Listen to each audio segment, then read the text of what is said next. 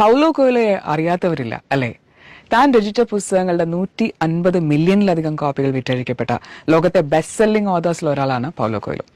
അദ്ദേഹത്തിന്റെ ആൽക്കമിസ്റ്റ് എന്ന ബുക്ക് 80ലധികം ഭാഷകളിലേക്ക് തർജ്ജമ ചെയ്യപ്പെട്ടത് വേൾഡ് റെക്കോർഡായി. എന്നാൽ 17 വയസ്സ് മാത്രമുള്ളപ്പോൾ പൗലോയെ അദ്ദേഹത്തിന്റെ മാതാപിതാക്കൾ തന്നെ ഭ്രാന്താലയത്തിലാക്കിയിരുന്നു എന്നത് നിങ്ങൾക്കറിയാമോ? ചെറുപ്പത്തിലെ തന്നെ എഴുത്തുകാരനാകണം എന്നതായിരുന്നു പൗലോയുടെ ആഗ്രഹം.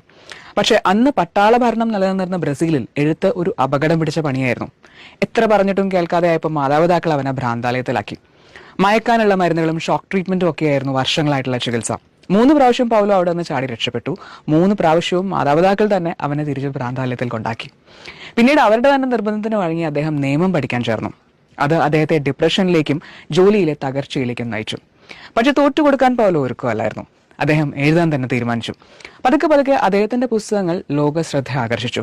അദ്ദേഹത്തെ ആരാധിക്കുന്നവരോടൊപ്പം വിമർശിക്കുന്നവരും ഉണ്ടായിരുന്നു. അത്തരത്തിലൊരു കൂട്ടർ ഒരിക്കൽ പൗലോയെ തട്ടിക്കൊണ്ടുപോയി ക്രൂരമായി മർദ്ദിച്ചു. എഴുത്തിന്റെ അനന്തരഫലമായിട്ട് അദ്ദേഹം ബ്രസീലിയൻ ജയിലിൽ അടയ്ക്കപ്പെട്ടു.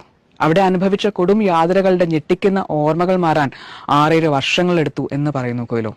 ആ ചിരിക്ക് ഇത്രയധികം യാതനകളുടെ കഥ പറയാനുണ്ടല്ലേ എന്നത് ഒരു അതിശയമായി അവശേഷിക്കുമ്പോഴും 33 പുസ്തകങ്ങൾ എഴുതി അദ്ദേഹം ഇപ്പോഴും ലോകത്തെ ലക്ഷോപലക്ഷം ജനങ്ങൾക്ക് ജീവിക്കാനുള്ള പ്രതീക്ഷയും പ്രത്യാശയുമാകുന്നു.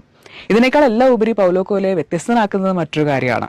തന്നെ ഇത്രയും അധികം യാതനകൾക്ക് വിധേയരാക്കിയ മാതാപിതാക്കളോട് ക്ഷമിക്കാനും അവരെ നിരുപാധികം സ്നേഹിക്കാനും സാധിക്കുന്നു എന്ന് പറയുന്നിടത്ത് അദ്ദേഹത്തിന്റെ ആത്മീയ വളർച്ചയുടെ വ്യാപ്തി നമുക്ക് മനസ്സിലാക്കാം.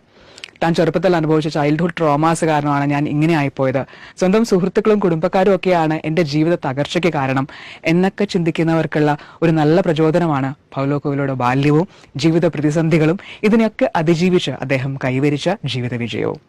Thank you.